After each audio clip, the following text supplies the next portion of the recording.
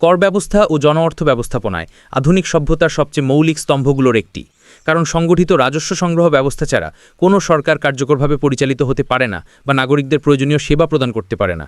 কর আরোপ করা শুধু মানুষের কাছ থেকে অর্থ নেওয়ার কাজ নয়, এটি একটি সুশৃঙ্খল পদ্ধতি যার মাধ্যমে একটি দেশ জনসম্পদে বিনিয়োগ করে, আইন শৃঙ্খলা বজায় রাখে, অর্থনৈতিক উন্নয়নকে সমর্থন করে এবং সমৃদ্ধি ও সংকট উভয় সময়ই স্থিতিশীলতা নিশ্চিত করে।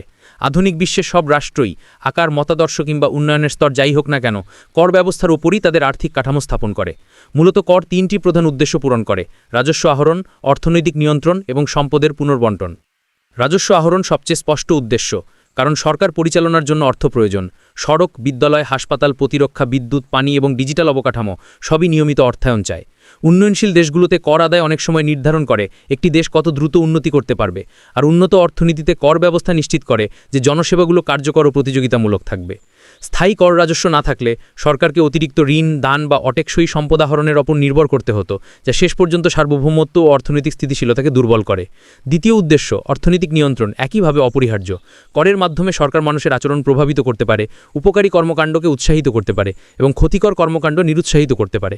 তামাক, দূষণ ও বিলাসপণ্যে উচ্চ কর আরোপ অতিরিক্ত ভোগ কমায় এবং জনস্বাস্থ্যের সুরক্ষা দেয়। আবার নিত্য প্রয়োজনীয় পণ্য, বিনিয়োগ ও ক্ষুদ্র ব্যবসায় কর ছাড় অর্থনৈতিক প্রবৃদ্ধি বাড়ায়। পর প্রণোদনা বিদেশি বিনিয়োগকারীদের আকর্ষণ করে।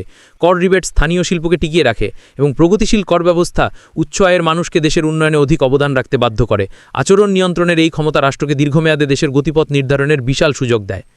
তৃতীয় উদ্দেশ্য, সম্পদের পুনর্বণ্টন, অসাম্য কমানোর চেষ্টা করে, যাতে কর রাজস্ব ব্যবহার করে দুর্বল ও সুবিধাবঞ্চিত জনগোষ্ঠীর জন্য সামাজিক কর্মসূচি পরিচালনা করা যায়।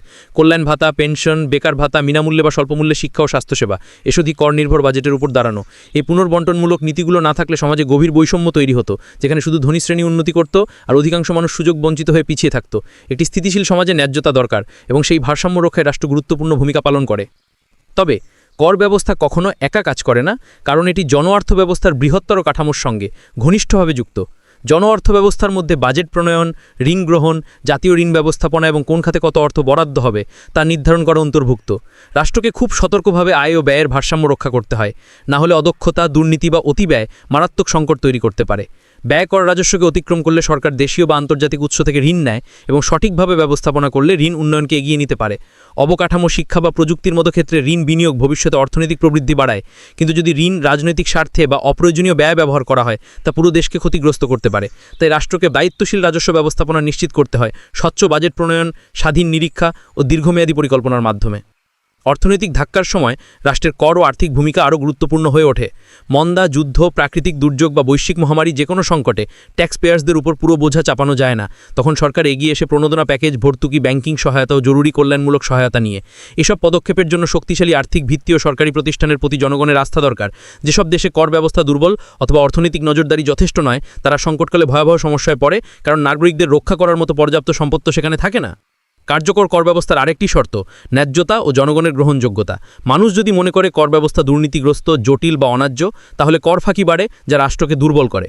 কর ব্যবস্থা সফল করতে হলে জনগণকে বিশ্বাস করাতে হবে যে সরকারের ব্যয় সঠিক জায়গায় হচ্ছে এবং সেবাগুলো দক্ষতার সঙ্গে দেওয়া হচ্ছে।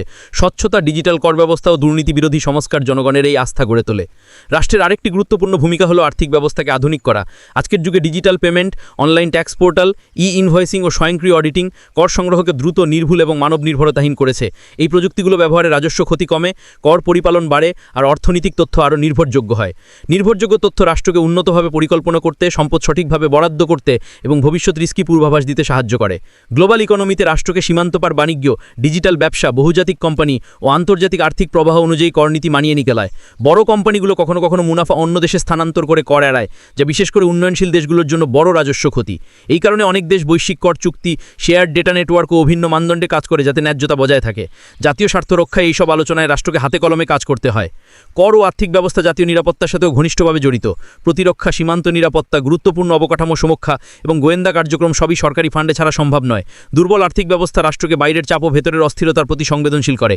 তাই দৃঢ় কর ব্যবস্থা সরাসরি সার্বভৌমত্বকে শক্তিশালী করে। তাছাড়া রাষ্ট্রকে নিশ্চিত করতে হয় যে কর ব্যবস্থা অর্থনীতির সঙ্গে তাল মিলিয়ে পরিবর্তিত হচ্ছে।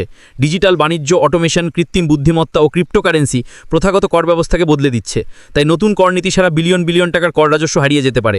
সর্বোপরি রাষ্ট্রের কর ও জনঅর্থ ব্যবস্থাপনার ভূমিকা হলো বৃদ্ধি, স্থিতিশীলতা, ন্যায্যতা এবং দীর্ঘমেয়াদী স্থায়িত্বের মধ্যে ভারসাম্য বজায় রাখা। একটি শক্তিশালী ও স্বচ্ছ কর ব্যবস্থা সরকারকে নাগরিকদের উন্নয়নে বিনিয়োগ করতে, ভবিষ্যৎ গড়তে এবং সংকট মোকাবিলায় সহনশীল হতে সাহায্য করে। যখন নাগরিকরা বুঝতে পারে তাদের কর দেশের উন্নয়নে কিভাবে ভূমিকা রাখে, তখন তারা রাষ্ট্রের সঙ্গে দায়িত্ব ভাগ করে নেয়। একটি সুশাসিত আর্থিক ব্যবস্থা কর রাজস্বকে উন্নতিতে রূপান্তরিত করে এবং নিশ্চিত করে যে অর্থনৈতিক সুযোগ সীমিত ব্যক্তির মধ্যে সীমাবদ্ধ না থেকে সবার কাছে পৌঁছায়। শেষ পর্যন্ত কর শুধু অর্থই নয়, এটি বিশ্বাস, শাসন ব্যবস্থা এবং একটি দেশের সামষ্টিক শক্তির প্রতীক।